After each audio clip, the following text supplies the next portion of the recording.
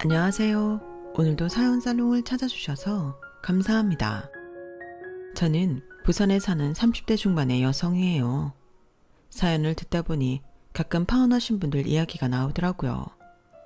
저도 파혼했던 적이 있어서 그런 사연은 더 귀 기울여 듣곤 했는데요. 이제는 제 이야기를 해볼까 하고 한번 신청해 봤어요. 같은 인간이라는 게 싫어지는 남친과 있었던 일을 들려드릴게요. 제 남친은 사귈 때는 평범하고 무난한 사람으로 보였어요. 저희가 만난 지 5개월 만에 결혼을 약속했거든요. 왜 어른들이 사람을 만나면 사계절은 겪어봐야 한다고 그러잖아요. 만날 때는 아무래도 겉모습과 저한테 해주는 것만 봐서는 사람 속까지 절대 알 수 없는 게 맞더군요. 저는 엄마가 중학생 때 돌아가셔서 저와 남동생 그리고 아빠 이렇게 셋이 살았어요.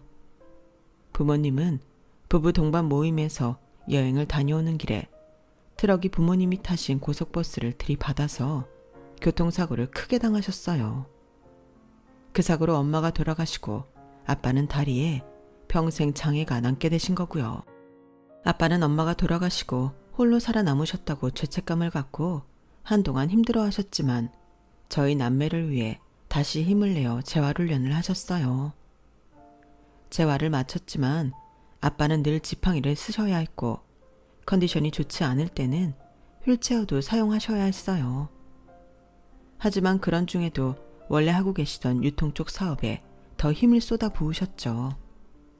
저와 동생이 아빠마저 과로로 쓰러지시는 건 아닌지 걱정될 정도였어요. 아빠, 너무 무리하지 마. 병원에서도 무리하고 스트레스 받으면 안 좋다고 했는데 왜 이렇게 매일 늦게까지 일만 하고 그래? 좀 쉬라고. 아빠 쉬는 날은 확실히 쉬니까 걱정하지 마. 그리고 스트레스 받는 거 전혀 없어. 아빠는 이 일이 좋아. 그리고 너희 앞날을 위해서라도 내 사업 더 잘 키워놓을 거야. 그러려면 한 살이라도 젊을 때 일 많이 해야지. 아빠는 몸이 불편해지니 혹여라도 저희한테 그게 문제가 될까봐 걱정을 하셨던 거였어요. 아빠가 몸이 좀 불편하다고 하면 첫인상이 안 좋을 수도 있는데 집이라도 더 잘 살아야 되지 않겠냐는 거죠. 저도 몰랐는데 대학에 가서 아빠가 친구분하고 하는 말씀을 듣고서 그제야 아빠의 깊은 마음을 알게 되었네요. 아빠는 저희 앞에서는 꿋꿋이 잘 지내는 모습을 보이셨지만 혼자 계실 때에는 엄마도 많이 그리워하셨고 다리가 불편해진 것에 대해서도 힘들어 하셨어요. 멍하니 하늘 보며 엄마 이름을 부르거나 내가 어쩌다 이렇게 됐냐며 혼잣말 하실 때가 있더라고요. 저와 동생은 그런 아빠 마음을 조금이라도 기쁘게 해드리려고 각자 자기의 할 일을 더 열심히 했고요. 저는 앞서 말한 아빠가 그렇게 열심히 일했던 이유를 알게 된 후 수능시험을 다시 봐서 더 좋은 대학에 들어갔어요. 아빠가 제가 들어가기를 바랐던 대학이었거든요. 비록 재수를 하게 됐지만 제 합격 소식을 들은 아빠가 언제 다시 공부를 했냐며 놀라면서도 굉장히 좋아하시는 모습을 보니 뿌듯함을 넘어 보람까지 느껴졌어요.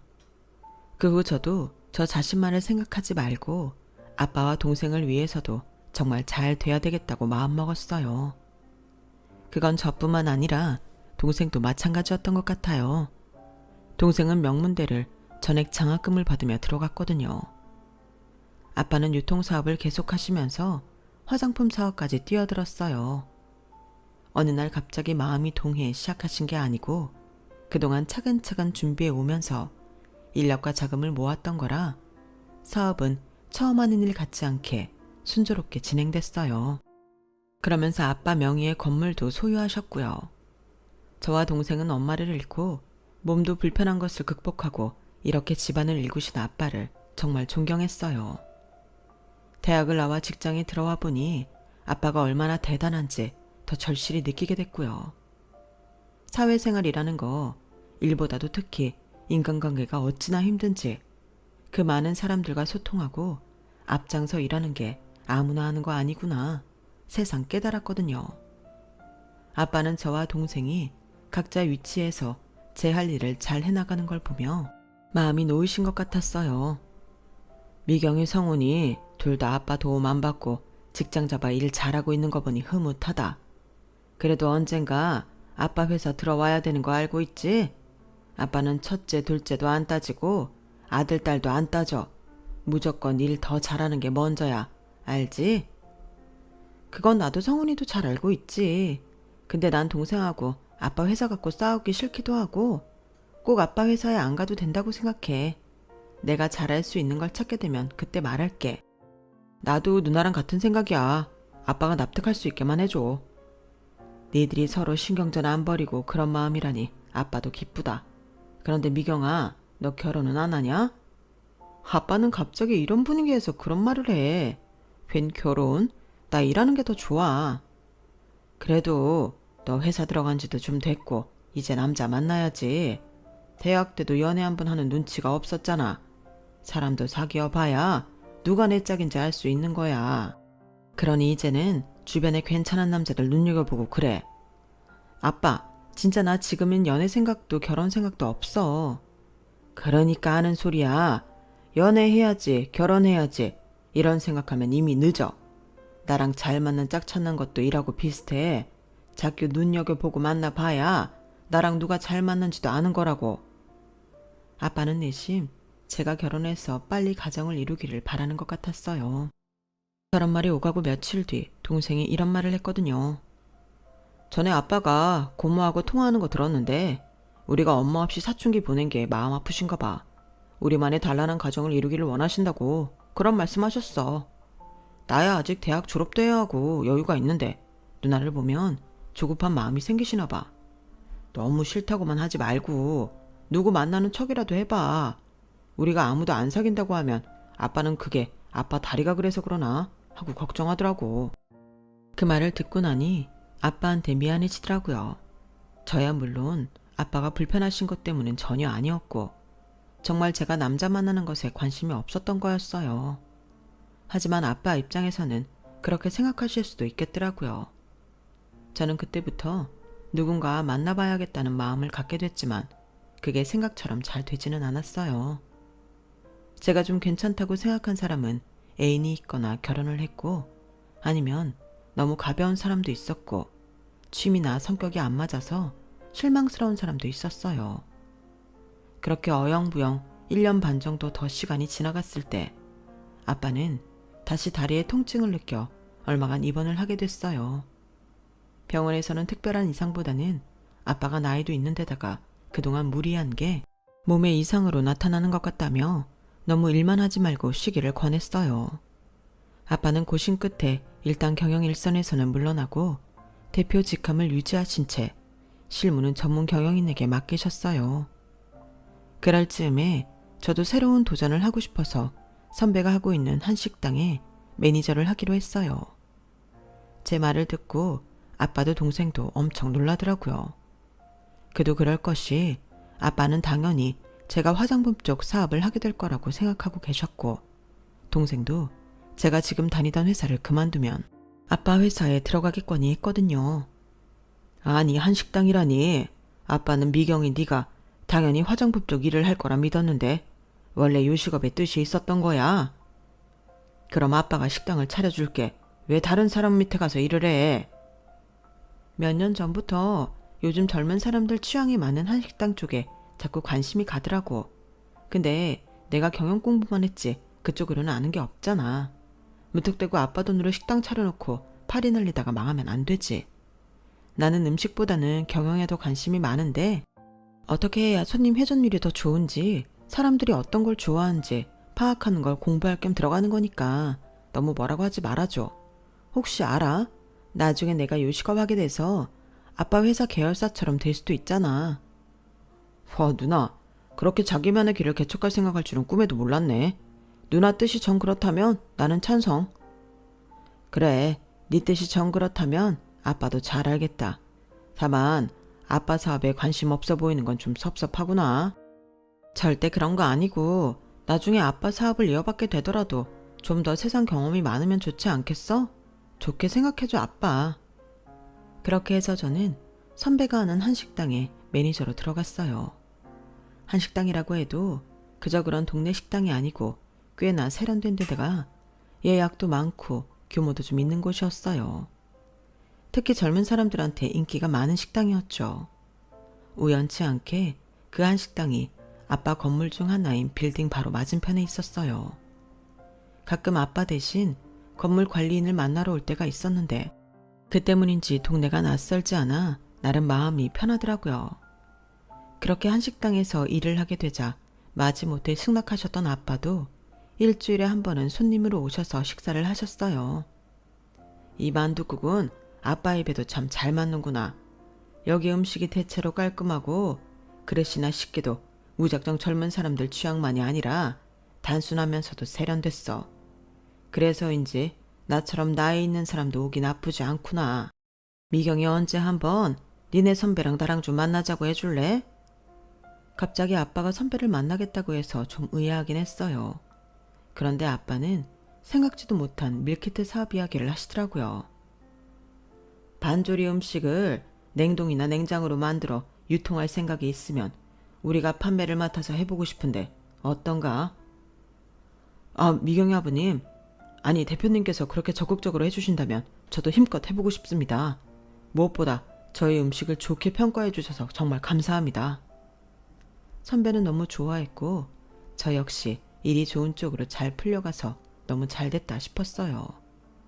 저는 식당 전체가 돌아가는 것과 재정 상태나 직원 관리 등에 대해 배우며 일하며 정말 시간 가는 줄 모르고 지냈죠. 제가 그러는 동안 선배는 주방팀을 아예 음식 개발팀으로 만들어서 밀키트를 만드는 데에도 힘을 쏟았어요. 1년이 넘는 시간이 지나 하나 둘 밀키트가 아빠 회사를 통해 세상에 나오면서 입소문도 나고 온라인에서도 많이 팔리게 됐고요. 저는 전보다 일도 꽤 능숙해져서 어느 정도 여유도 생기게 됐어요. 그 즈음에 저한테 남친이 생겼어요. 남친은 아빠 건물에 있는 직장에 다녔고 우리 식당에 점심을 먹으러 꽤 자주 왔어요. 일주일에 두세 번은 꼭 왔거든요. 남친이 저와 사귀기 전부터 저한테 자기가 땡땡 회사에 다닌다고 말을 해서 아빠 건물에 있는 회사라는 걸 알았죠. 그걸 제 입으로 그 건물 우리 아빠 거라고 말하지는 않았어요. 무슨 초등이 우리 집 크다 그러듯이 자랑하는 것 같아서 그런 말은 하고 싶지 않더라고요. 또 그저 손님 중 한 명일 뿐인데 아빠 건물이네 뭐네 이야기할 필요도 느끼지 못했고요. 남친은 가끔 저녁에도 와서 식사를 했는데 그때에는 항상 가장 비싼 정식 세트를 주문하곤 했어요. 그러다가 단체 예약 손님들이 온 날 남친이 저녁을 먹으러 왔더라고요. 저는 단골 손님한테 특별한 혜택을 주고 싶어서 말을 걸었어요. 손님, 오늘 저희가 단체 예약을 받아서 메뉴에 없는 특별 정식이 나가거든요. 손님도 원하시면 그 세트로 드릴까요? 물론 가격은 늘 드시던 메뉴 가격으로 받을 겁니다. 강요는 아니고요. 오늘 저희가 평소에 만들지 않던 걸 만드니 손님께도 드리고 싶어서요. 가끔은 조금 다른 느낌으로 드셔보는 것도 좋지 않을까요? 아, 제가 평소 주문하는 걸 알고 계셨군요. 그렇게 신경 써주시니 그럼 오늘은 믿고 맡길게요. 알고 말고요. 늘 오셔서 셰프 정식 세트만 주문하시잖아요. 항상 제대로 드시는 걸 좋아하시는 분이구나 했죠. 제가 예전에 한정식하고 궁중 요리에 대해 좀 접할 기회가 있었거든요. 이 식당은 젊은 사람 취향을 잘 파악하면서도 고풍스러운 음식을 잘 만들어서 제가 좋아해요. 과분한 칭찬 감사합니다. 셰프님하고 대표님이 굉장히 좋아하시겠어요. 이 말 꼭 전할게요. 그렇게 말을 튼 저와 남친은 전보다 더 서로를 편하게 느꼈고 자연스럽게 대화를 주고받으며 가까워졌어요. 그러던 어느 날 남친이 점심을 도시락으로 포장해서 사무실에 갖다 줄 수 있냐고 식당으로 전화를 했어요. 런치 세트 중 가장 비싼 걸로요. 원래 도시락 형태로 포장이 되니 아마 될 거예요. 그런데 12인분이나 오늘 무슨 날이에요? 전체 회의를 하는 중인데 제가 그 식당 홍보도 할 겸 해서요. 이렇게 괜찮은 식당은 마구마구 알려야죠. 바로 코앞인데도 아직 한 번도 안 가본 사람도 있다고 해서 오늘 제가 마음먹고 쏘는 겁니다. 홍보까지 생각해 주시고 정말 감사합니다. 셰프님한테 말씀드려서 특별히 더 잘해서 보내드릴게요. 선배도 되게 좋아하겠는데요. 선배라고요? 누가 선배인데요? 아, 실은 이 식당 대표님이 제 대학 선배예요. 그런 인연이 숨겨져 있었군요. 아무튼 잘 부탁드립니다. 그렇게 남친은 전화를 끊었어요. 그날 도시락은 특별히 제가 직접 배달을 갔고요. 남친은 도시락을 받아 들고서는 갑자기 이런 말을 하더군요. 김미경 씨, 혹시 그 선배라는 대표랑 무슨 사이예요? 사귀는 사이? 그런 거예요? 네? 아, 아니에요. 저희는 철저히 일관계예요. 아, 난 또. 그렇다면 다행이네요. 네? 다행이라뇨. 뭐가 다행인데요? 아, 아닙니다. 저기, 기왕 말 나온 김에 말하자면 제가 김미경 씨한테 관심이 있어서요. 아, 그러세요? 아니, 제가 무슨 말을 해야 할지 몰라서. 제가 어떤 말을 해야 할지 몰라 머뭇거리고 있자 남친은 쑥스럽다는 듯 고개를 숙이며 맛있게 먹겠다고 인사를 하고 사무실 안으로 들어가 버렸어요. 그때 이후 저와 남친은 더 가까워졌고 언제부턴가 남친과 저는 서로의 퇴근 시간을 기다려주게 되었어요. 사귀자고 말은 하지 않았지만 그러면서 사귀는 사이가 된 거죠. 저와 남친은 급속도로 친밀해졌고 5개월 만에 남친은 저한테 프로포즈를 했어요. 미경아, 이런 말 저런 말로 질질 끄지 않고 바로 말할게. 나랑 결혼하자. 우리 음식 취향도 그렇고 잘 맞는 거 많잖아. 매일 만나고 헤어지는 거 반복하는 거 싫다. 너 만날수록 얼른 같이 살고 싶다는 생각만 들어. 저는 그때 막연하게 이런 게 인연인가 보다 싶더라고요. 이렇게 가까운 데에서 어쩌다 보니 계속 얼굴을 익히고 그게 인연이 돼서 사귀기까지 됐으니 결혼하는 게 맞다는 생각이 들었어요. 순간 아빠 생각이 나기도 했고요. 제가 혹시 아빠 때문에 결혼을 안 하려는 게 아닌지 걱정하고 계시는 걸 말끔하게 없애줄 수 있다는 마음이 더 앞섰던 것 같기도 해요. 그래, 우리 결혼하자. 나도 혁준 씨랑 인연인 것 같아. 저는 그렇게 남친의 프로포즈를 받아들인 후 집에 와서 이 사실을 남동생한테만 알렸어요. 아무리 아빠가 제 결혼을 기다리고 계신다지만 사귀는 사람이 있다는 말씀도 안 드렸는데 덜컥 결혼할 거라고 알리는 건 너무 성급하다는 생각이 들더라고요. 그리고 제가 남친과 인연이라는 생각은 했지만 그걸 확인받고 싶은 마음도 있었어요. 왜 남자는 남자가 보면 잘 안다고 하잖아요. 남동생도 그럼 두 사람 만날 때 우애는 척 보러 가겠다고 하더라고요. 하지만 남동생이 저희를 만나는 걸 보러 오기 전에 일이 터져버렸어요. 그날은 아빠가 오후에 건물에 들를 일이 있어서 외출을 하시는 날이었어요. 당시 아빠는 컨디션이 다시 안 좋아져서 한동안 짚고 다니시던 지팡이가 아닌 휠체어로 이동을 하셔야 했어요. 이왕 나온 김에 병원에도 갔다가 건물에 와서 관리인하고 이야기도 하고 만날 사람도 본다고 하시더라고요. 저는 아빠 오실 시간에 맞춰서 식당에 잠깐 나갔다 온다고 말을 한 뒤에 바로 앞 건물 주차장으로 걸어갔어요. 잠시 후 아빠 차가 들어왔고 저는 트렁크에서 휠체어를 꺼내 차에서 내리는 아빠가 편히 앉을 수 있게 도왔어요. 평소에는 운전기사분께서 수고해 주셨지만 그날만큼은 제가 직접 아빠를 건물 안까지 바래다 드리겠다고 했죠. 그렇게 아빠와 도란도란 이야기를 나누며 건물에 들어와서 엘리베이터 앞에 섰는데 로비 저만치에 누가 저를 보고 있는 게 느껴지더라고요. 보니까 제 남친이었어요. 저는 반가워서 손을 흔들려고 하는데 남친 표정이 굉장히 안 좋았고 저를 좀 노려보는 기분이 들더라고요.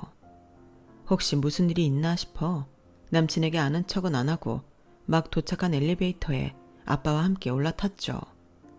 엘리베이터 안에서 아빠는 저한테 이렇게 말씀하셨어요. 아까 그 남자 누구냐? 로비에서 너랑 눈 마주친 사람 말이야.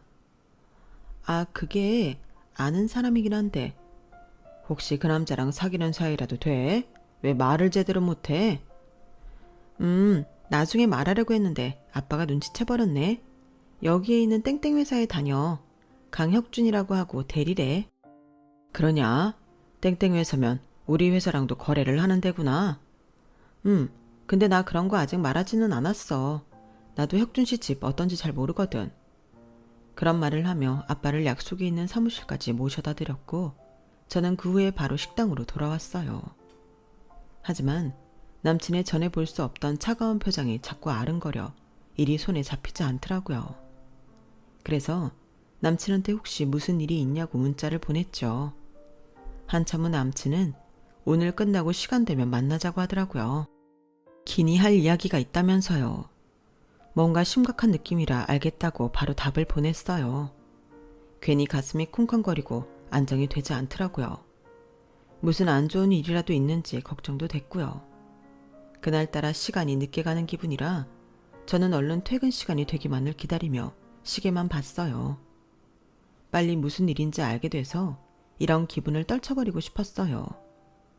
이윽고 퇴근 시간이 돼서 약속 장소인 카페로 갔더니 남친이 먼저 와서 팔짱을 끼고 앉아있더라고요. 분명 평소와는 아주 다른 분위기였어요. 빨리 왔네. 근데 무슨 일 있어? 아까 회사에서도 봤는데 표정이 안 좋던데. 심각한 일이라도 생겼어? 미영이 너한테 확인하고 싶은 게 있어서 이렇게 보자고 했어. 확인하고 싶은 거? 그게 뭔데? 아까 회사 로비에서 네 말대로 나도 너 봤거든. 역시 그랬구나. 근데 왜 아는 체 안 했어? 나 손 흔들려고 했는데 혁준 씨가 표정이 너무 안 좋아서 그냥 말았는데. 너 그 건물 들어올 때부터 내가 쭉 보고 있었거든. 근데 그 휠체어에 타고 있던 사람한테 아빠라고 하더라? 맞아. 우리 아빠야. 오늘 볼 일이 있어서 나오셨어. 제 말에 남친은 기가 막히다는 듯 한숨을 내쉬더라고요. 저는 어리둥절하게 남친을 보기만 했고요. 대체 왜 그러는지 이해가 되지 않았거든요. 너 이게 뭐야? 진짜. 나도 정리가 안 되니까 나중에 다시 만나서 이야기하자. 오늘은 이만 간다. 할 이야기 있다고 하더니 이러고 간다고? 대체 왜 그래? 내가 다시 연락한다고 했지? 라며 소리를 지르더니 저를 무섭게 쏘아보더라고요. 그렇게 차갑고 독한 남친의 표정은 처음이었어요. 나 사실 할 일이 있는데 잠깐 나온 거야. 야근이거든. 그러니까 이만 간다. 내가 마음 정리되면 연락할게. 그렇게 남친은 저를 두고 휙 나가버렸고 저는 그 자리에 앉아서 상황을 이해하려고 애썼어요. 마음이 정리가 되면 연락한다니 그건 저와의 관계를 그만하겠다는 말인가 싶기도 했고요. 남친이 대체 왜 그러는지 알기라도 하면 좋겠는데 그 이유를 말하지 않으니 답답했어요. 늦게 집에 도착하니 남동생이 방에서 나와 저한테 남친과 만나는 날을 다시 확인하더라고요. 그래서 저는 조금 전에 남친과 있었던 일을 이야기했어요. 갑자기 마음 정리하면 연락한다니 무슨 뜻인지 모르겠어. 그래서 우리 보는 거는 언제가 될지 아직 못 정하겠다. 나중에 혁준 씨랑 만나게 되면 다시 얘기해 줄게. 제 말에 남동생은 곰곰이 생각하더니 이렇게 말했어요. 그 자식 혹시 우리 아빠 보고 그런 거 아니야? 왠지 그런 느낌인데. 아빠가 휠체어 타고 있으니까 뭔가 심각한 병은 아닌가 하고 말이야. 설마 그런 일로 그러겠어? 노인들 몸 안 좋아서 휠체어 타고 다니는 사람들 꽤 있잖아. 누나랑 아빠가 하는 얘기도 들었을 거 아니야. 무슨 얘기했는데? 뭐 병원 갔다 온 거, 다리가 얼마나 불편한지 그런 것들? 혹시 말이야, 그 말 듣고 아빠가 몸 좀 불편한 거 알고 그렇게 태도가 확 바뀐 거 아니야? 에이, 아무리 그래도 결혼까지 약속했는데 그럴 리가. 나는 느낌이 뭔가 안 좋아. 아무튼 만나서 이야기해봐. 남동생 말을 듣고 보니 남친이 저를 쏘아보던 것도 휠체어에 탄 사람이 우리 아빠냐고 확인한 다음 화난 얼굴로 바로 일어나 나가버린 것도 앞뒤가 맞더라고요. 하지만 저는 남친이 우리 아빠가 휠체어를 탄다는 사실에 그렇게 돌변한 사람이 아니라고 믿고 싶었어요. 이건 직접 이야기를 듣고 확인해 봐야 할 문제라고 생각했죠. 그래서 남친한테 연락을 했는데 제 전화를 받지도 않더군요. 톡도 날려보고 일반 문자도 해봤는데 답이 없었어요. 점차 남동생 말이 사실일 수도 있겠다는 기분이 들었고 이대로는 안 될 것 같아서 남친 회사로 찾아갔지만 다른 직원한테 회의 중이라 나중에 연락하겠다는 말만 전하고 저를 바로 내보내더라고요. 문전박대 당한 것 같았지만 애써 제 기분 탓이라고 생각했죠. 하지만 이대로 있으면 안 될 것 같아 퇴근 후 남친이 위스키를 마시러 자주 가는 바 앞에서 기다리기로 했어요. 얼핏 회사에서 듣기로는 거기에 간다는 목소리를 들었거든요. 바에 갈 시간이 있으면 저한테 연락해주는 게 맞지 않냐고, 왜 모든 문자에 답을 안 하냐고 한마디 하려고 했어요. 그리고 남동생 말대로 아빠를 보고 태도가 돌변한 게 맞다는 생각도 들었고요. 바 입구 근처에서 30분 좀 넘게 기다리니 남친이 나타났어요. 저를 본 남친은 황당하다는 듯 혀를 차더군요. 뭐냐? 이제는 스토커즈까지 하는 거야? 그렇게 말해도 할 수 없는데 왜 이러는 건지 확실히 말을 해줘야 되잖아. 그날 갑자기 가버린 다음부터 연락도 안 되고 찾아가도 만나주지도 않았잖아. 무슨 일 때문인지 몰라도 끝내고 싶으면 끝낸다고 이야기를 해야 되는 거 아니야? 너는 그걸 꼭 말로 해야 되냐? 너도 끝내고 싶은 거 눈치 깠네. 그럼 끝인가 보다 하고 말면 되지, 자존심도 없어? 이렇게 질척거리게. 참 별 말을 다 한다. 마음 떠나면 이런 식으로 막말해도 되는 건가? 그게 혁준 씨 상식인가 보네. 근데 난 아니거든.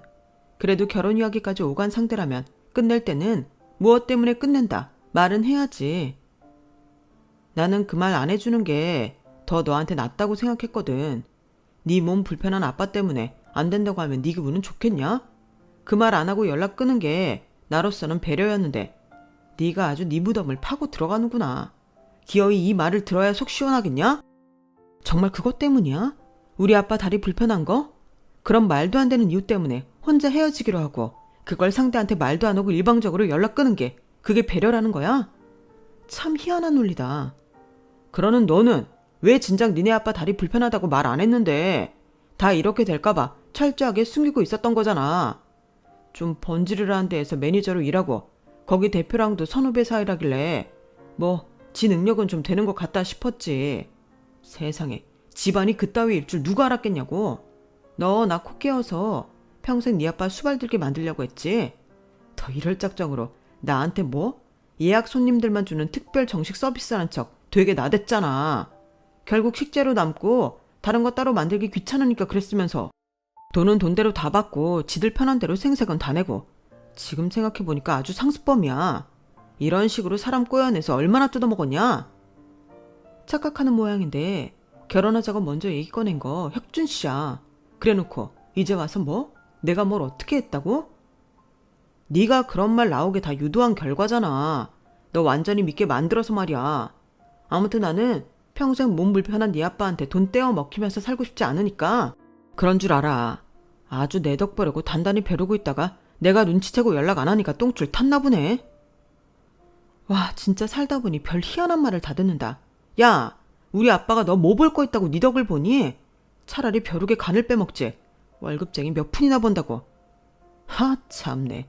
그러는 너는 월급쟁이 아니냐? 그런 말로 있어 보이는 척 하지 마라. 더 없어 보이니까. 아무튼 우리 아빠 그래서 싫다는 거네. 돈을 떼이느니 내가 너를 꼬셨다느니 이런 말은 그냥 핑계고 우리 아빠가 문제라는 거잖아. 맞지? 너라면 그런 집에 시집 가고 싶냐? 평생 발목 잡혀서 돈만 내줘야 되게 생겼는데 누가 그런 집하고 사돈을 맺어? 와, 진짜 하늘이 도왔다. 조상님이 도왔어. 내가 잘못 살지는 않았나 보네. 집에 인사 가서 알았으면 어쩔 뻔했어? 아니지. 네가 인사할 때까지도 니네 아빠는 보여주지 않았겠지. 이대로 결혼까지 했으면. 생각하기도 싫다. 진짜 끔찍해. 나는 네 계획대로 니네 집 빨대 대줄 생각 없으니 이제 완전 끝이야. 네 소원대로 다 말했다. 이제 속 시원하냐? 완전. 너란 놈이 이렇게 치졸하고 비열하고 가증스러운 인간인 줄 모르고 바로 결혼했으면 어쩔 뻔했어. 나야말로 조상님한테 감사하다고 100번 절이라도 해야겠어. 그리고 이건 마지막 선물이다, 이 자식아. 라며 저는 따귀를 한 대 갈겨버렸어요.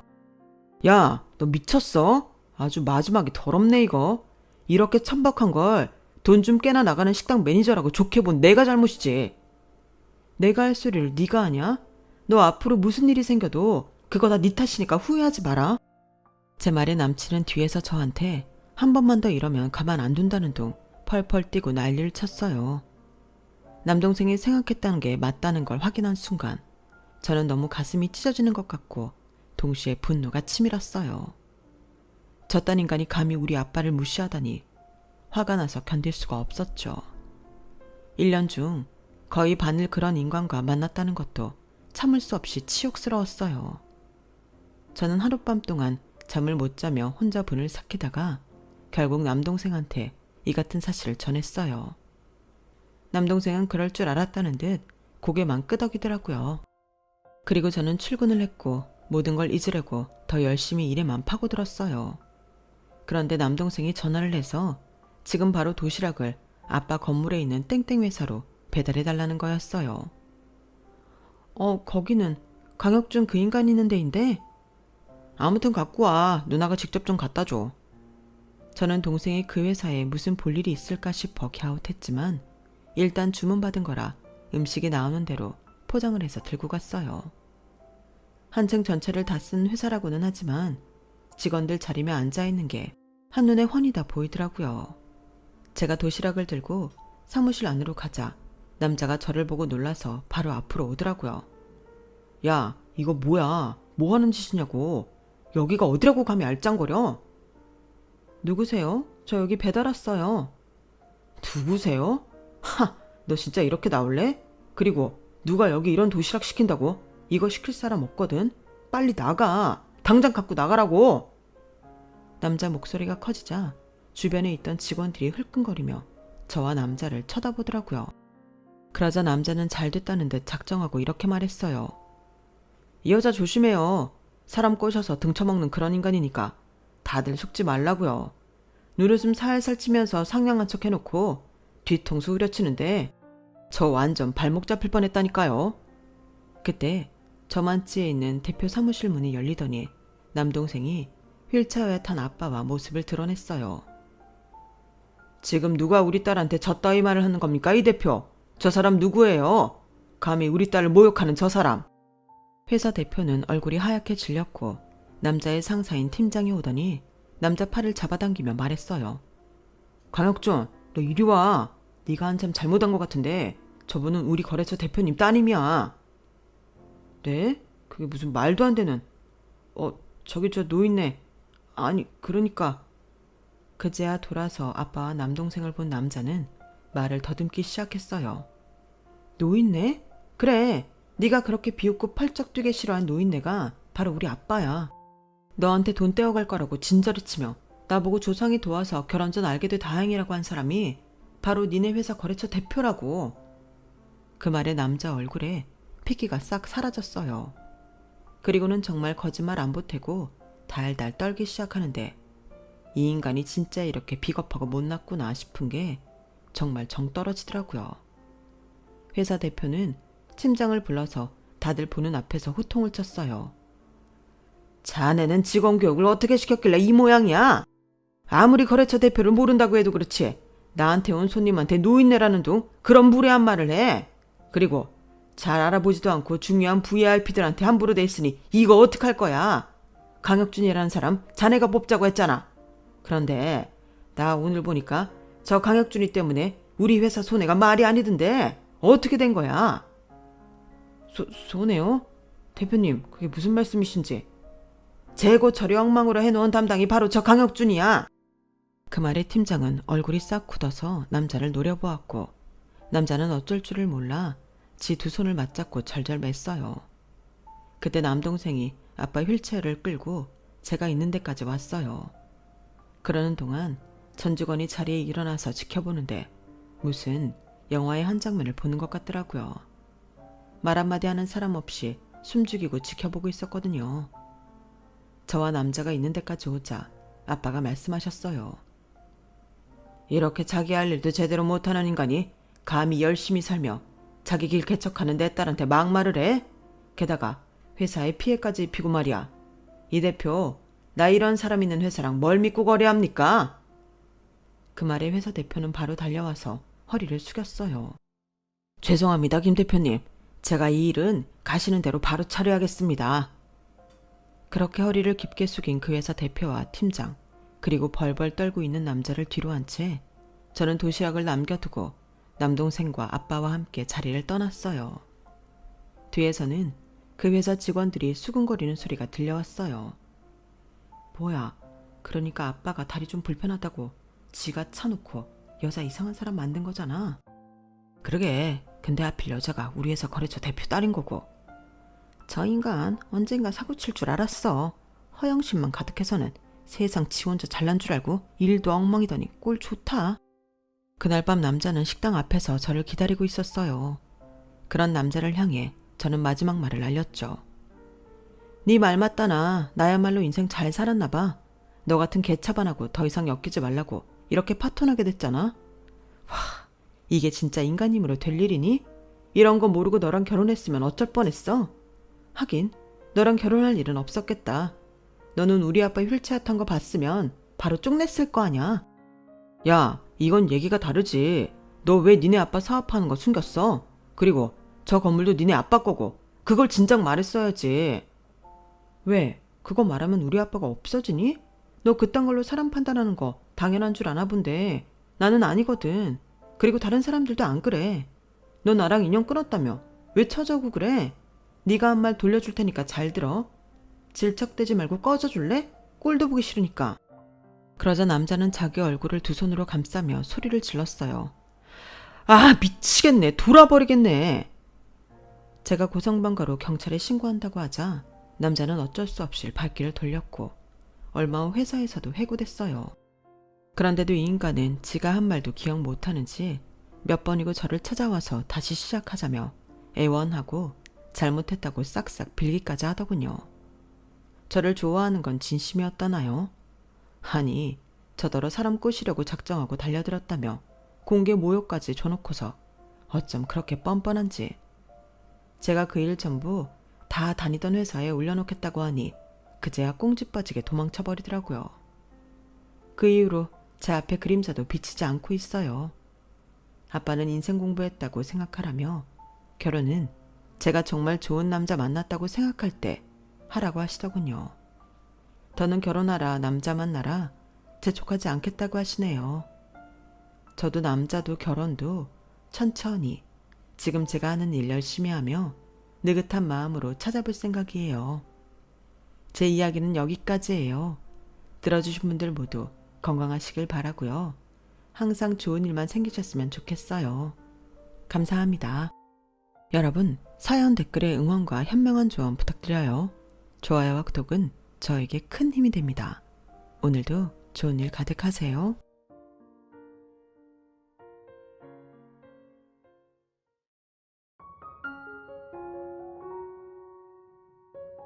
안녕하세요. 오늘도 사연 살롱을 찾아주셔서 감사합니다. 저는 결혼한 지 3년이 조금 넘어가는 내일 모레면 40이 되는 30대 후반 여성이에요. 저는 진로에 대해 방황했던 시기가 길어서 결혼이 조금 늦어졌어요. 저는 20대 중후반까지 열심히 다니던 회사를 때려치고 작가를 준비하고 있었거든요. 마음 먹고 독하게 한다고 했지만 마음처럼 출간을 하는 게 쉽지가 않아서 지망생 기간이 생각보다 많이 길어졌어요. 그동안 회사를 다니면서 야금야금 모아뒀던 돈을 까먹으면서 작가를 준비하는 동안 지금의 남편인 남자친구가 제 옆을 꾸준히 지켜줬죠. 제가 27살일 때 다니던 회사에서 만나 꽤 오래 연애를 한 사람이었고 평소 회사 동료에서 애인으로 발전한 사이라 그런지 저를 오랫동안 지켜봐서 저에 대한 믿음이 강한 사람이었죠. 그래도 몇 년간 일정한 수입도 없이 꿈만을 향해 달려가는 제가 때론 못 믿었고 결혼 상대로는 부담스럽게 느껴질 수도 있었을 텐데 그 사람은 항상 어떤 걱정이나 잔소리 없이 묵묵히 저를 지지해줬어요. 그런 남편의 무한한 응원 덕분인지 인터넷에 연재하던 소설이 말 그대로 대박이 났어요. 지망생 기간이나 무명 기간에 들어오는 돈으로 커피나 몇 잔 사 먹을 수 있을까 말까 했던 돈이 한번 대박이 나자 상상 이상으로 짭짤하게 들어오더군요. 마치 그동안 무수입으로 살던 삶을 다 보상해주기라도 하는 것처럼요. 하지만 그렇다고 해도 모아놨던 돈을 다 까먹은 상태로 번 돈들이라 그렇게 안심하기만 할 수준은 아니었어요. 제 나이 또래들이 벌어온 돈에 비하면 크게 차이나지 않을 정도였죠. 그래서 저는 안주하지 않고 바로 다음 작품을 썼고 전작이 대박났던 덕에 차기작도 세간의 주목을 받아 대박이 났어요. 2연속 작품을 성공시키고 나니 저도 슬슬 결혼 생각이 들더군요. 남들 다 아는 결혼도 미뤄가며 끝까지 절 믿어준 남편과 이제는 가족이 되어 안정된 삶을 꾸리고 싶었어요. 그래서 말씀드리기 조금 부끄럽긴 하지만 저희 부부는 프로포즈도 제가 했어요. 뭐 여자가 프로포즈 하지 말란 법은 없잖아요.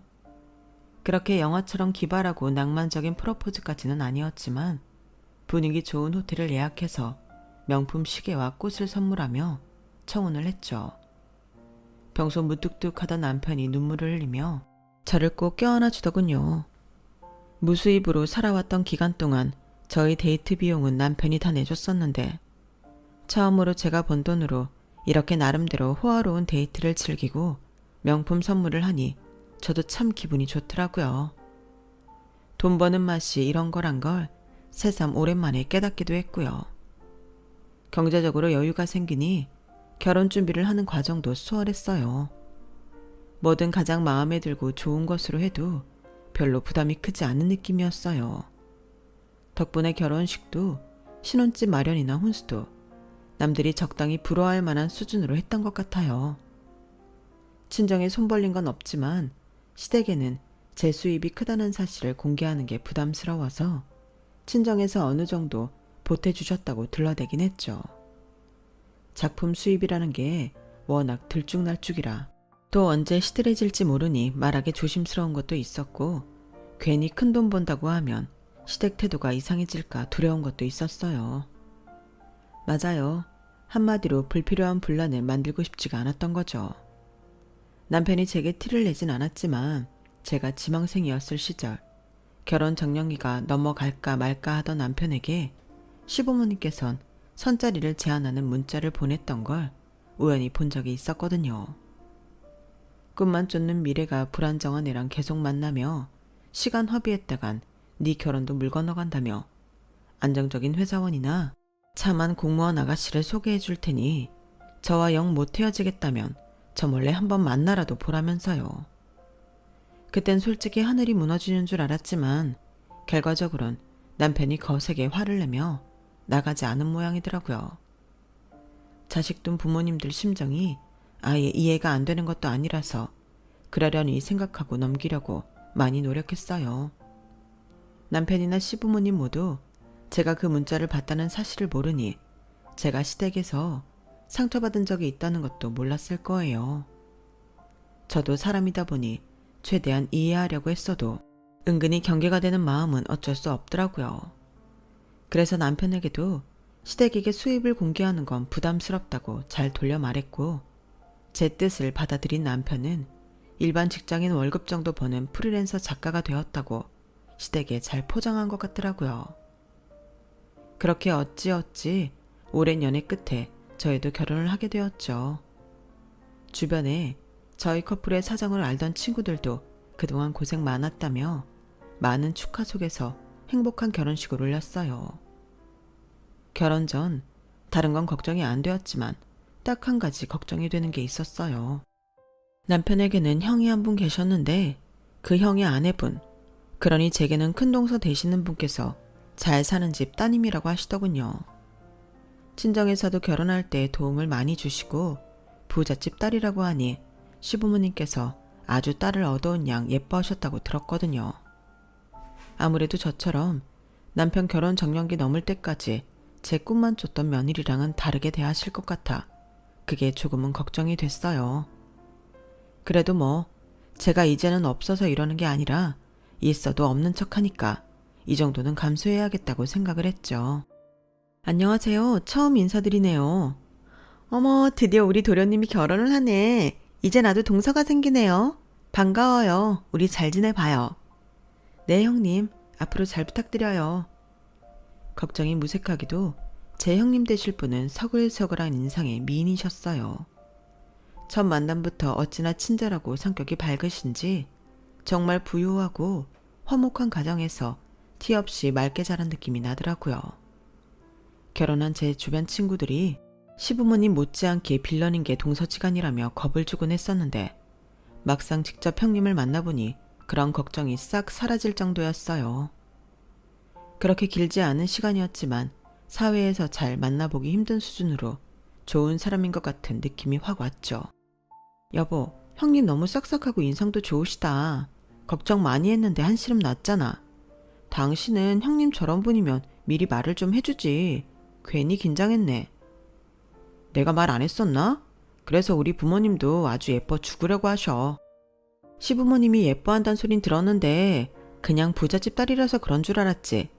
그게 아니라 형님 자체도 참 밝고 싹싹하시네. 내가 시부모님이라도 예뻐하겠어. 말을 하고 나니 살짝 씁쓸하더군요. 형님이 너무 좋은 분이라 시부모님께 차별을 당하더라도 별로 할 말이 없을 기분이었어요. 제 표정을 읽었는지 남편이 제 어깨를 토닥여줬죠. 너무 걱정하지 마. 원래 다 그렇지. 하루아침에 가족 되는 게 뭐 그렇게 쉬운 건가? 우리 부모님하고는 천천히 친해지면 되지. 내가 옆에서 잘 도와줄게. 당신은 나랑 오래 만난 것만으로도 이미 나한테는 최고의 여자야. 더 애쓰지 않아도 돼. 여보, 고마워. 의지할 건 정말 당신밖에 없다. 남편의 진심 어린 말에 걱정이 눈 녹듯 사라졌어요. 저희 둘 다 서로의 부모님께 최선을 다하기로 연애 때부터 약속했기에 앞으로 잘 헤쳐나가보자 다시 한번 다짐을 했죠. 그렇게 결혼 후 첫 명절이 다가왔어요. 시댁에 방문했는데 아주버님과 형님께서 먼저 도착을 했더라고요. 거실에서 TV를 보고 계시던 아주버님이 시부모님과 함께 나와 저를 맞이해 주셨어요. 한참 인사를 나누고 있는데 형님께서 안 계시는 거예요. 제가 눈짓으로 형님을 찾는 걸 눈치챘는지 아주버님께서 형님을 부르셨어요. 여보, 형석이랑 재수씨 왔어. 어머, 알겠어, 갈게요. 화장이 거의 지워져 핏기 없는 얼굴에다 긴 머리를 틀어올려 묶은 머리와 편안한 옷차림, 그리고 앞치마에 가득 묻은 튀김 반죽과 함께 손을 씻어 물기가 떨어지는 손으로 형님이 나타나셨어요. 투명한 메이크업에 고급스러운 트위트 셋업 정장을 입고 만났던 첫 만남과는 사뭇 다른 모습에 조금 놀랐죠. 형님이 가까이 오니 전 부치던 냄새가 확 끼쳤어요. 꼭 하루 종일 전만 부친 사람 같다는 생각이 들자 순간 등골이 오싹했어요. 음식 좀 하느라고 바빠서 오는 소리도 못 들었네. 미안해. 네? 아니에요. 형님, 하루 종일 요리만 하셨어요? 전 부칠 게 좀 많아서. 왜? 나 너무 추레해 보여? 울상이 된 형님을 보니 조금 안쓰러우면서도 불길한 기분이 들더라고요. 그대로 저도 모르게 홀린 듯 주방으로 걸어가자 진풍경이 벌어졌어요. 아니, 무슨 전집을 차리는 것도 아니고 온갖 종류의 전이 붙여져 있고 주방은 난리가 났더라고요. 내가 요리를 해본 적이 없어서 서툴러서 좀 요리를 깔끔하게 할 줄을 몰라. 도련님이 동서는 요리 잘한다던데 맞아? 네? 저는 잘하는 건 아니지만 자취를 좀 해서 어느 정도는 해요. 정말? 살았다. 형님이 바로 제 손을 부여잡으며 눈을 초롱초롱하게 빛내더라고요. 그러더니 다른 사람들 귀에 들리지 않게 조용히 속삭였어요. 동서, 나 좀 도와줘. 살려줘. 이 많은 걸 혼자 하느라 그동안 명절마다 힘들어 죽는 줄 알았어. 그나마 전에는 어머님이 도와주는 척이라도 하셨는데 이번에 동서 들어와서 며느리가 둘이니 자기는 손도 안 대겠다고 하셔서 동서 오기 전까지 나 혼자 하고 있었어. 지금 허리고 뭐고 너무 아파 죽겠어. 아니 형님, 이 많은 걸 혼자 다 하신 거예요? 아주버님은 뭐 하시고요? 동서, 우리 시어머니를 아직 모르는구나. 하긴 모르는 게 낫지. 알았으면 동서도 시집 안 왔을지도 몰라. 남자는 주방에 들어가는 거 아니라고 언제적 소리를 그렇게 하신다. 시어머니 한번 화내면 불같은 거 모르지? 내가 그래서 그냥 이 약물고 참고 살아. 싸우기 싫어서. 잘 보니 형님 눈이 초롱초롱해 보였던 건 눈물이 고여있던 거였어요. 갑자기 한순간에 착잡해지더라고요. 남편이 연애 때부터 가족 얘기는 별로 안 해서 시댁이 이렇게 보수적일 줄은 몰랐거든요. 제가 들은 얘기라고는 시부모님이 형님을 무척 예뻐한다는 것과 형님이 부잣집 막내딸이라 일머리가 없다는 것 정도여서 곱게 자란 며느리이기도 하고 예뻐한다길래 당연히 이렇게 명절에 굴릴 거라곤 상상도 못했던 것 같아요. 결혼 준비 과정에서도 그 틀에 박힌 시댁 특유의 발언들도 하지 않으시고 워낙 점잖으셔서 이런 징조조차 전혀 느끼지 못했기에 굉장히 충격적이었어요. 제가 충격에 휩싸여 형님 이야기를 듣고 있자 저희가 딴짓을 하고 있다고 생각한 모양인지 시어머니가 부엌에 들어오셨어요. 예, 너는 왔으면 형님 도와야지. 뭘 그러고 서 있니? 이 많은 음식을 혼자 하느라 우리 큰며느리가 고생이 많은데 얼른 손 씻고 돕지 않고. 동서가 생겨서 너무 좋으네요. 어머님은 거실에 가서 쉬고 계세요. 제가 동서랑 같이 일 잘해볼게요. 미묘하게 달라진 시어머니의 태도에 제가 잠깐 굳은 사이 형님께서 시어머니를 안심시키려는 듯 살살거리며 어머니를 거실로 보내셨어요. 참, 이게 무슨 상황인지 기가 막혀 말이 안 나오더군요. 형님은 시어머니를 거실에 모셔다 놓고 돌아와서는 다시 속삭이듯 말했어요. 아, 시어머니 부엌에 들어오면 일이 2배는 많아져. 요리할 때 잔소리가 어찌나 심하신지 동서는 모르지? 차라리 동서가 와서 정말 다행이라니까. 동서랑 한다고 하면 시어머니 보낼 수 있으니까. 아니 형님, 그동안 매년 명절을 다 이렇게 지내오신 거예요? 요즘 시대가 어떤 시대인데 이건 제사상이 아니라 잔치상 수준인데요. 형님네랑 저희 어머님 아버님이 함께 식사해도 3일은 먹겠어요. 그치? 어머님이 형제분이 많은 집이라서 손이 크셔. 아니 내가 전에는 너무 힘들어서 시장에서 몰래 전을 사왔거든? 그랬더니 저는 바로 부쳐서 먹는 게 맛있다면서 전재료를 사러 가서 장을 싹 봐오시는 거야. 이 집에 시집 온 이상 피할 수가 없어 동서. 형님은 해맑게 동료라도 생긴 듯 저를 반겼지만 저는 달갑지가 않더군요. 아니 당연히 발갑지가 않죠. 인간적으로 절 반기는 게 아니라 일을 나눌 일꾼이 들어온 것처럼 기뻐하셨으니까요. 그날은 저도 너무 안이 벙벙해서 형님이 이끄는 대로 어머님이 원하는 대로 아주 난생 처음 진수성찬을 차려봤습니다. 남편에게도 제 부모님께도 차려들어 본 적 없는 호화로운 식탁이었어요. 상다리 휘어진다는 말이 무슨 말인지 그날 깨달았다니까요. 그날만 생각하면 아직도 허리랑 손목이 아파할 정도로 기름 냄새에 쩔어서 요리만 해댔던 것 같아요. 아무래도 아무것도 모르고 왔으니 대뜸 저만 일 안 하겠다고 거절을 하기도 힘들었고 몸은 요리하랴 머리는 상황 파악, 분위기 파악하느라고 정신이 없었던 것 같아요. 그렇게 임금님 수라상이나 다름없는 제사상을 차리고 무사히 제사를 치러냈죠. 먹을 때 행복한 건 잠깐이고 그렇게 미친 듯이 요리를 하고 나니 정말 뒷정리도 힘들더군요. 요리는 죽어라 며느리들 부리시길래 뒷정리라도 남자들 시키시려나 했는데 제 아들들은 또 옆에 앉혀서 같이 과일이나 먹고 계신 시부모님을 보니 속에서 천불이 나더라고요. 물론 아직도 우리나라에 고부 갈등이 완전히 사라지지 않았다는 건 알고 있었지만 그래도 요즘 같은 시대에 이렇게 잔치하듯 제사를 지내는 집은 처음 봐서 화가 났어요. 이런 걸 미리 언질조차 안 해준 남편이나 형님한테도 내심 서운했고요. 결국 뒷정리를 하다 한계까지 온 저는 참지 못하고 헤어질 때 시부모님께 한마디를 얹고야 말았어요. 어머님, 원래 매년 제사를 이렇게 지내시나요? 그렇지. 왜 그러냐? 저희 집은 제사를 지내는 집안이 아니라 이런 게 너무 낯설기도 하고 간소화시킨 것도 아니고 이렇게 옛날 방식으로 상다리 휘어지게 제사 지내는 거 저는 2번은 못할 것 같아요. 음식 가짓수도 장난 아니고 인원도 인원인데 저랑 형님 2명이서 이렇게 많은 음식을 해낸다는 게 노동량이 말이 안 되는 것 같아서요.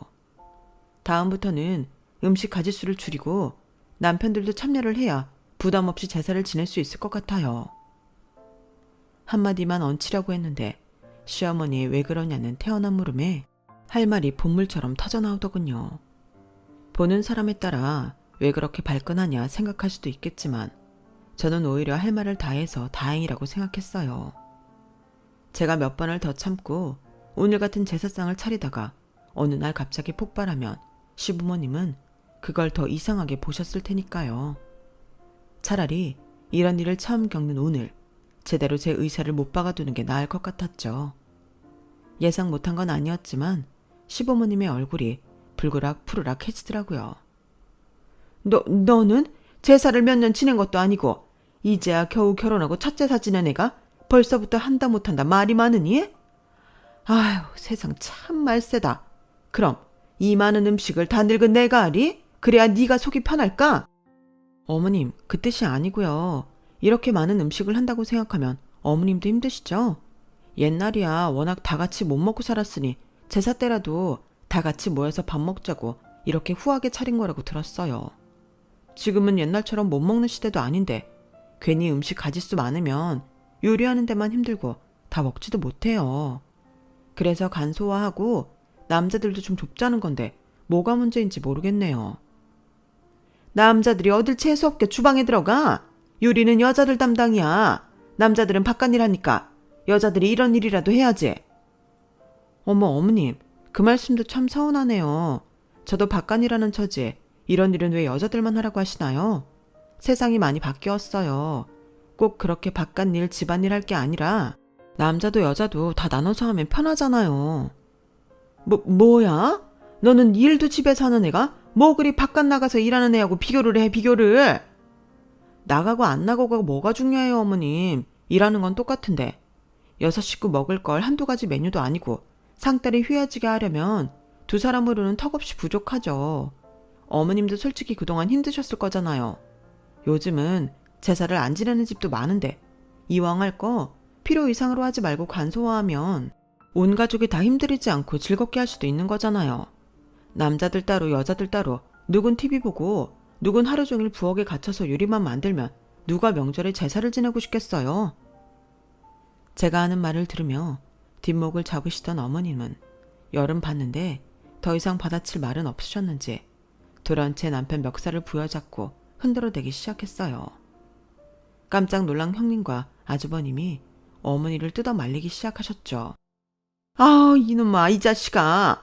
그러게 내가 저딴 애 만나지 말라고 안정적인 직장 가진 애 만나라고 몇 번을 말했니? 저런 애들 믿고 지원해봤자 네 아까운 젊은 시절만 다 날리고 그런다고 성공을 한 것도 아니고 이제야 겨우 사랑구실 하는 주제에 일하는 거 가지고 유세 부리면서 며느리 노릇도 안 하려고 들어? 그러게 내가 저런 애 만나지 말라고 했어, 안 했어? 며느리 하나 잘못 들어오면 패가 망신이야. 어머님, 제가 제사를 안 지내려고 한 게 아니라 가족들이 다 같이 편하게 지내면 좋겠다는 뜻이었어요. 됐어. 뭘 이제 와서 변명이야. 저 당돌한 년. 내가 너 그렇게 안 봤는데 결혼하니까 속내를 드러내는구나. 아, 내 팔자야. 내 팔자야. 남편의 멱살을 잡고 흔들던 어머님이 쓰러지듯 바닥에 들어 누우셨어요. 멱살 잡혀있던 남편도 끌려가며 난처해했고 아버님이 화를 내셨죠. 당신, 작은 애 결혼하고 천명절인데 이게 무슨 추태야? 얼른 일어나지 못해? 어머니를 다그치시던 아버님이 저와 남편에게 얼른 나가라고 눈치를 주시더군요. 얼른 가라. 더 시끄러워지기 전에. 네, 소란 피워서 죄송해요, 아버님. 됐어. 죄송하긴 뭐가. 얼른 가고 나중에 연락하자. 그렇게 저희는 시댁을 빠져나왔죠.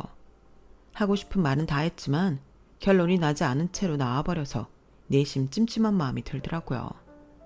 그런데 차를 타자마자 남편이 저한테 툴툴대는 거예요. 여보, 오늘 첫 명절인데 꼭 그래야 했어. 그냥 몇 번만 참고 하다가 나중에 좋게 말씀드려도 되잖아. 당신이 며느리 할 도리 다 하고 나서 이야기하면 엄마가 그렇게 나쁘게 생각하겠어. 안 그래도 형수님이 묵묵하게 시키는 대로 하는 스타일이라 더 비교될 텐데 괜히 왜 분란을 만들어. 제 편을 들어주지 못할 망정 형님과 비교하는 듯한 발언에 머리 끝까지 화가 나더군요. 뭐라고? 아니, 형님은 형님이고 나는 나지. 그리고 그 얘기가 왜 나와? 형님도 뭐 좋아서 하시는 건 줄 알아? 얼굴 보니까 죽을 맛이더만. 내가 할 말 다 해서 형님도 좋으셨을걸? 형수님은 진짜 순한 분이라 그게 며느리 도리인 줄 알고 하시는 거야. 며느리 도리가 뭔데? 내가 시댁에 죄를 졌어, 원수를 졌어? 집안일하고 제사 지낼 사람 필요해서 결혼했니? 그러는 너는 우리 집안에서 일 한번 해봤어? 우리 집은 제사도 안 지낼 뿐더러 사위를 손님 취급하는데 어떻게 어머님은 첫 명절부터 나를 노비 취급을 하시냐고.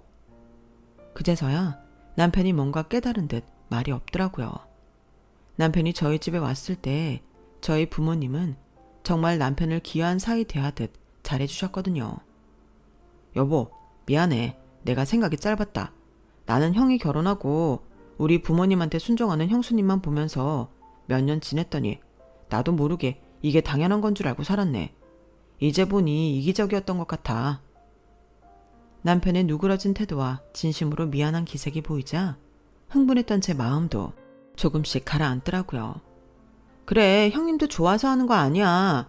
거절을 못하시는 성향이라 그런 거지. 한 번만 더 시부모님 편 들어봐. 나 진짜 당신한테 실망할 뻔했어. 딴 건 몰라도 내가 제사를 지내지 말자고 한 것도 아니고 못할 말한 것도 아니야. 이왕 지낼 거면 합리적으로 지내자고 한 거지. 이렇게 매번 힘들게 지내고 나면 형님이고 나를 비교하고 언제까지 버틸 수 있을 것 같아? 마음속으로 화도 많이 쌓일 텐데 그것보단 처음부터 말씀드려서 바꾸는 게 낫지. 그러네, 당신 말이 맞는 것 같아. 내가 생각이 짧았어. 미안해. 엄마 화 풀리시면 나도 잘 이야기해볼게. 다행히 남편이 제 입장을 이해해줘서 저희 부부의 싸움은 여기서 그쳤어요. 그로부터 며칠 후 형님에게서 전화가 왔어요. 전화를 받자 어쩐지 조금 들뜬 목소리가 들리더군요. 네, 형님, 무슨 일이세요? 동서, 얼마 전에 명절 말이야. 동서 너무 멋있었잖아. 나 아직도 그때만 생각하면 완전 짜릿하다? 그 얘긴 꼭 해주고 싶어서 전화했어. 아, 형님도 참 멋있긴 뭐가 멋있어요. 첫 명절부터 시부모님한테 대든 거나 마찬가지인데. 뜻밖의 칭찬에 어쩔 줄 모르겠더라고요. 제 입장에서야 떳떳한 행동이었지만 사람들 보기 나름이었던 일이라 그동안 꿋꿋이 참고 살아왔던 형님이 보기에는 충분히 절 이상하게 볼 법도 하다 생각했거든요. 그래서 형님이 절 대하는 태도가 달라져도 각오해야겠다 했었는데 오히려 저를 치켜 세워주시니 부끄러움이 몰려왔어요. 아니야, 나도 그동안 너무 하고 싶었던 말들인데 워낙 소심하기도 하고 어머님이랑 등질 자신이 없어서 마음속에 쌓아만 두고 있었거든. 그런데 동서가 첫 명절부터 그렇게 확 질러줄 줄은 꿈에도 몰랐어. 내 속이 다 뻥 뚫리더라니까. 나 동서가 너무 좋아. 동서, 우리 친하게 지내자. 부잣집 막내따님이라서 그런 건지 뭔지 모르겠지만 형님은 참 사랑받고 자란 티가 많이 나는 분이었어요. 이 나이 먹고 그렇게 솔직하고 직접적으로 애정 표현을 하는 분은 참 오랜만에 봤거든요. 저도 형님의 순수한 면에 이끌려 저희는 그 뒤로 급격히 친해지게 됐어요. 형님께서 해주는 시댁 이야기 등을 듣고 미리 대비책도 생각해놨고 앞에 잘 나서지 못하는 형님을 위해서 부당한 게 있으면 제가 전면에 나서서 시부모님께 이야기하기도 했죠. 시어머님은 처음 몇 번은 노발대발 하시다가도 남편과 형님이 제 편을 들기 시작하니 나중엔 좀 포기하신 것 같았어요. 하지만 제 입장에선 어쩔 수가 없었어요. 시어머님은 형제가 많은 시아버님 집안에 시집 가서 고된 노동을 하던 시대의 며느리셨어서 저희처럼 소가족 정도의 일도 힘들다고 주장하는 저를 절대 이해하지 못하셨거든요. 제가 전면에 나설수록 형님은 고마우셨는지 저를 친동생 대하듯 애정을 쏟으셨어요. 제게 명품 선물도 아끼지 않고 해주셔서 하루는 너무 부담스러워 저도 오랜만에 백화점 명품관에 들러 형님께 드릴 선물을 쇼핑했죠. 고급스럽게 포장된 선물을 형님께 갖다 드리자 형님이 눈물까지 글썽이셨어요. 아니 동서, 부담스럽게 뭘 이런 걸 다 주고 그래. 무슨 소리세요. 형님이야말로 저한테 주신 명품이 몇 개인데. 나야 부모님이 주신 돈으로 사는 거라지만 동서는 다르잖아. 열심히 일해서 번 돈으로 사기엔 너무 아깝고 큰 돈 아니야? 고마워서 어쩌지? 사실 형님께 감사드려야 할 건 저였어요. 제가 일반 회사원 정도 월급을 버는 줄 알고 계시는 형님께서 괜히 힘들게 번 돈 나한테 쓰지 말라며 만날 때마다 맛있는 음식에 디저트까지 아무리 뜯어 말려도 다 계산하시고 가끔 비싼 선물까지 사주셨으니까요. 더 이상은 양심상 형님께 제 수입을 속이기가 어렵더라고요. 그래서 결국엔 형님께 고지고대로 말했죠. 요즘은 특히나 제가 쓴 소설이 드라마화되어 방영 중이었거든요. 자초지종을 들은 형님께서 깜짝 놀라시더라고요. 뭐라고? 나 그 드라마 너무 재밌게 봐서 얼마 전에 소설 결제했었는데 그게 동서가 쓴 거였어? 가족들한텐 비밀로 해주세요, 형님. 제 주변에도 남편 말고는 아무도 몰라요. 알겠어. 꼭 비밀로 할게. 너무 재밌다. 나 팬이야. 사인해줘. 형님이 아이처럼 좋아하셔서 그때만 해도 앞으로 무슨 일이 닥칠지 예상도 못했어요. 그날 이후로 형님께서 뭔가 묘하게 태도가 달라지신 것 같았어요. 처음에는 기분 탓인가 했었는데 점점 제 불안감의 실체가 뚜렷해지는 기분이 들더라고요. 예전처럼 자주 연락 오고 만나는 일도 없어지고 제가 먼저 연락을 드려도 바쁘다는 핑계로 잘 만나주지 않으셨어요. 제가 그동안 돈을 꽤 벌고 있었으면서 다 받아먹었다고 생각해서 괘씸한가? 생각이 들어 그동안 너무 고맙고 죄송했어서 수입을 밝힌 거고 앞으로 제가 더 잘하겠다고 용기 내어 진심을 전했을 때도 반응은 냉담했어요. 동서, 그런 게 아니라 그냥 동서가 내가 생각했던 사람은 아닌 것 같아서 그래. 그게 무슨 말씀이세요? 내가 이런 말까진 안 하려고 했는데 동서가 어머님한테 나 부잣집 딸인데 어머님한테 그 정도밖에 효도 안 하냐고 씹었다며. 나는 동서가 그동안 좀 쪼들리고 작가 지망하는데 시간 오래 걸렸던 것도 알아서 그렇게 생각하는 것도 무리는 아니라고 생각해서 어머님한테도 더 잘하고 동서한테도 많이 베풀려고 노력했어. 근데 동서도 수입이 많은 작가였다니 나중에 생각해보니까 좀 괘씸하더라고. 동서는 수입 숨기고 나 하는 만큼 어머님한테 하지도 않으면서 어머님한텐 그렇게 말했다니 그게 이간질이지 뭐야. 네? 뭐라고요? 어머님께서 그런 말씀을 하셨다고요? 하늘에 맹세코 어머니께 그런 말을 한 적도 없을 뿐더러 어머님께 그런 말을 하기엔 전 어머님과 사이가 너무 별로였어요. 그런 제가 두 분 사이를 이간질했다니 너무 어이가 없었어요. 형님, 그게 무슨 말도 안 되는 소리예요. 저랑 어머님 사이 아시잖아요. 매번 보시면서. 설마 아니 제가 작정하고 형님을 이간질했다고 한들 어머님이 제 말을 들어주시겠어요? 형님을 예뻐했으면 더 예뻐했지. 제가 하는 말은 들으려고 하지도 않으실 텐데. 그래서 그런 것 같다고 어머님이 그러시더라. 어머님이 나만 편애하는 것 같으니까 동서가 술을 쓰는 것 같다고 하시면서. 세상에, 형님께서 그 말을 곧이곧대로 들으셨을 걸 생각하니 절 냉담하게 대하셨던 게 무리도 아니었어요. 앞에서는 형님이 주는 온갖 선물이니 밥이니 얻어먹어 놓고 뒤로는 어머님께 그런 말이나 했다니 제가 형님이라도 괘씸할 것 같았어요. 형님, 절대 아니에요. 그랬으면 제가 형님께 끝까지 수입 공개 안 하고 얻어만 먹었겠죠. 이제 그러기 싫고 죄송해서 공개한 거예요. 형님께 잘해드리고 싶어도 형님께서 맨날 거절하시니까. 제 수입을 공개하면 형님이 좀 마음 편하게 제 호의를 받을까 해서요. 제가 결혼하고 나서 시어머님이랑은 좀 그렇게 됐어도 옆에 형님이 계셔서 얼마나 든든하고 좋았는데 제 마음 정말 모르시겠어요? 제 진심이 닿았는지 형님께서 경계를 좀 푸시는 것 같더라고요. 그럼 어머님이 우리를 이간질한 거야? 그런 것 같아요. 아무래도 결혼하고 나서 형님도 저 때문에 많이 달라지셨으니까 괜히 형님이랑 제가 친하게 지내는 꼴을 보기 싫었을지도 모르죠. 추측일 뿐이지만요. 아, 사실이라면 나 정말 어머님께 실망인데? 나 어머님 말 듣고 도대체 어디까지 어머님께 더 잘해드려야 할지 몰라서 엄청나게 부담됐었어. 솔직히 동서도 알잖아. 나 같은 며느리 없는 거. 그런데 더 잘하길 바라신다니 정말 미치겠는 거야.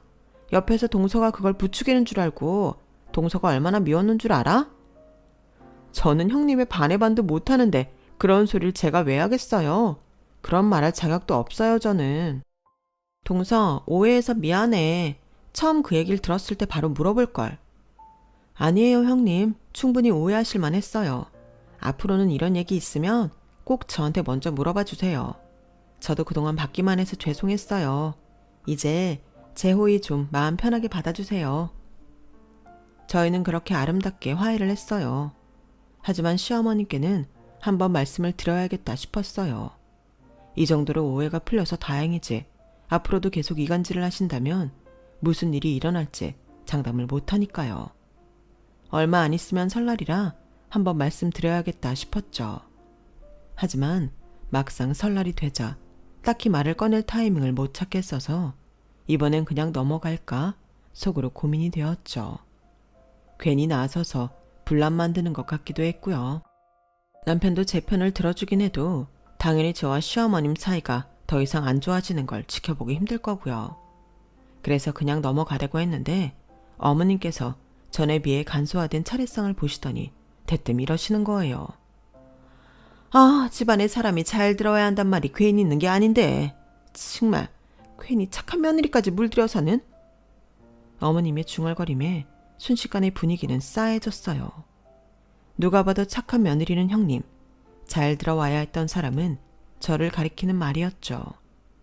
결국 저는 폭발하고 말았어요. 어머님, 제가 형님을 물들였다고 생각하시는 거예요? 어머, 얘는 왜 또 시비니? 내가 그렇대? 그냥 모든 집 굴러가는 게 그렇다는 거지. 그럼 방금 하신 말이 무슨 뜻인데요? 착한 며느리가 저일 리는 없고 그럼 당연히 물들인 게 저잖아요. 그럼 네가 첫 명절부터 분위기 개판내서 차례상도 제사상도 다 간소화됐는데 내가 부모님께 안 죄송하게 생겼니? 요즘 애들은 왜 이렇게 꼬치꼬치 다 따지는 거야? 시어머니가 시키면 네 하고 설설 기어도 모자랄 망정. 옛날에 난 내 시어머니하고 눈도 제대로 못 마주쳤어. 알아? 그래서 어머님은 그게 좋으셨어요? 죄인 마냥 시키면 시키는 대로 하고 눈도 못 마주치는 시어머니가? 뭐? 죄인? 그리고 어머님, 형님한테 제가 하지도 않은 말 전하셨던데요. 하마터면 형님하고도 사이가 틀어질 뻔했는데 어머님이 무슨 목적으로 그러신 줄 모르겠네요. 정말 어머님은 온 가족이 틀어지는 걸 원하세요? 뭐? 얘 큰 며느리야. 넌 그새 그걸 쭈루루 달려가서 일러 바쳤니? 아우, 정말 내가 이것들을 정말. 뒷목까지 잡으시던 시어머니가 돌연 눈을 붉히시면서 제게 달려들었어요. 그럼 네가 좀 잘하든가. 네가 시집와서 잘한 게 뭐가 있어? 큰 며느리처럼 금전적으로 효도를 했니? 아니면 시키는 대로 입 다물고 일을 잘했니? 안 그래도 너 같은 애 들어와서 큰 며느리랑 비교돼 죽겠는데 둘이 잘 지내는 걸 보니 큰애가 아까워서 그랬다. 어쩔래? 너 들어오기 전만 해도 우리 집이 이렇게 기강이 무너지진 않았어. 제 옷을 부여잡고 흔들어대는 시어머니를 남편과 형님이 와서 말리기 시작했어요. 그 연세에도 어찌나 힘이 세신지 두 사람이 붙어서 말리는데도 쉽게 떨어지질 않으시더라고요. 어머님, 지난번부터 너무 오해를 하시는데요. 어머님이 생각을 조금만 열어주시면 제가 그렇게 못할 이야기를 드리는 것도 아니라는 걸 금방 아실 수 있어요. 뭐? 이건 뭐 돈도 없는 게 일도 못하겠다 그러고 살다 너 같은 며느리는 정말 처음 본다. 다들 너처럼 능력이 없으면 시어머니 말에 껌뻑 죽기라도 해. 알아?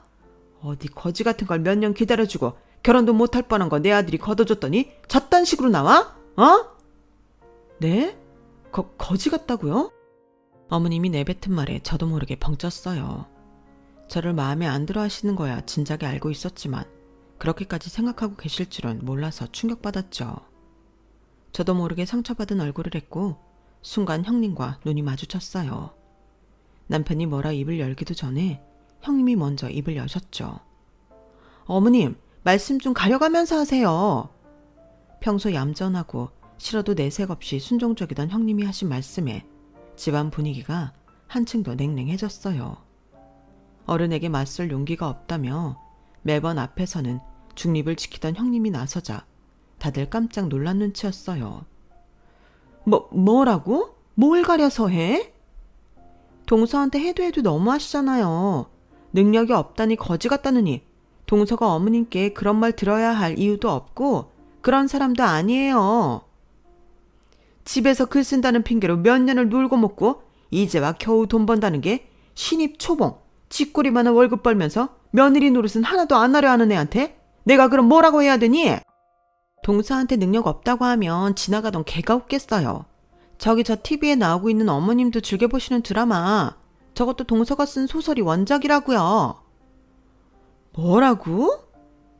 저 드라마 수입이 요새 얼마인지는 기사로 떠들썩해서 어머니도 아시죠? 시어머니 대접 제대로 받고 싶으시면 동서한테도 잘 좀 해주세요. 그렇게 아무것도 모르시면서 사람 무시만 해대면 동서가 어머니께 잘해드리고 싶겠어요? 형님이 의외로 제가 하고 싶은 말을 다 해주셔서 제가 속이 다 시원하더군요. 정체를 이렇게 밝히게 된 건 좀 얼떨떨했지만 시어머니의 하늘 무너지는 듯한 표정이 볼만은 하더라고요. 뒷목 잡고 쓰러지는 신용하던 시어머니를 남편과 아주버님이 부축해 가셨고 그 뒤로 어머님은 기세가 꺾인 건지 다시는 절 괴롭히지 않으셨어요. 오히려 저도 돈줄이 된다는 걸 깨닫고 난 뒤론 제 비위를 살살 맞추며 관계를 회복해 보려는 속내가 보였는데 전 그것마저 너무 싫어서 적당히 거리를 두고 있죠. 남편도 차라리 밝히니까 저렇게 얌전해질 줄 몰랐다며 이럴 줄 알았으면 진작 말씀드릴 걸 그랬다고 하는데 제 생각은 좀 달랐어요. 처음부터 밝혔다면 시어머니는 제게 떨어질 콩고물 없나 싶어 본색을 드러내지 않았을 것 같거든요. 차라리 사이가 나빠질 대로 나빠진 지금 제가 어머니께 열심히 잘해드리지 않아도 될 명분이 생겨서 오히려 편하네요. 가끔 형님이 제 작품들 이야기를 자랑하듯 하는데 잠자코 듣고 계시면서 내심 뭔가 바라는 눈빛이지만 이야기는 차마 못 꺼내는 듯한 어머니의 태도를 볼 때마다 속이 시원해요. 그렇게 저를 무시하고 배척하지만 않으셨어도 잘해드렸을 텐데 시어머니의 며느리에 대한 과한 욕심이 부른 참사였죠. 저 대신 큰 용기를 내서 앞에 나서주신 형님과는 전보다도 더 친해졌어요. 지금은 마치 친언니가 생긴 것 마냥 아주버님과 남편보다 더 자주 연락하고 만나는 절친한 사이가 되었답니다. 연애 시절부터 제게 반감이 있는 시어머니 때문에 조금은 우울한 시댁생활이 되는 거 아닌가 걱정했는데 언니 같은 형님을 만나게 될 줄 누가 알았겠어요. 요새는 언제나 제 편을 들어주는 든든한 남편과 같이 있으면 즐거운 형님 덕분에 참 결혼하길 잘했다는 생각이 드네요. 저도 계속 이렇게 잘해 나가고 싶습니다. 제 사연 들어주셔서 감사해요. 건강이 최고죠. 모두 건강하세요. 여러분, 사연 댓글에 응원과 현명한 조언 부탁드려요. 좋아요와 구독은 저에게 큰 힘이 됩니다. 오늘도 좋은 일 가득하세요.